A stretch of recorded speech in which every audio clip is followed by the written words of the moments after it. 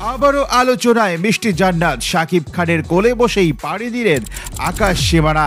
সাম্প্রতিক সময়ে ফেসবুকে ঘুরে বেড়াচ্ছে একটি পোস্ট, সেখানে দেখা যাচ্ছে শাকিব খানের একদম কাছে মিষ্টি জান্নাত বিমানে বসে তারা যেন কোথাও যাচ্ছেন, আর এই ছবি পোস্ট করেছেন স্বয়ং মিষ্টি জান্নাত নিজেই।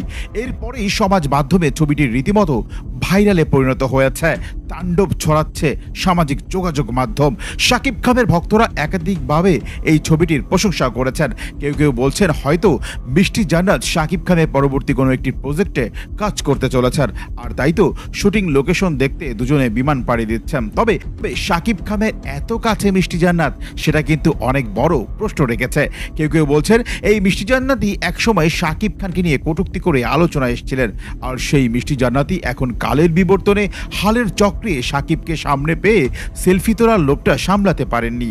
হয়তো মিষ্টি নিজেও জানতেন শাকিবের সঙ্গে সিনেমা করার থেকে একটি ছবি তোলা কম কিসের, ঢালিউডে হঠাৎ করেই টিআরপিতে আসা যাবে, সৃষ্টি হবে নতুন আলোচনা, রং যোগাবে গসিপে।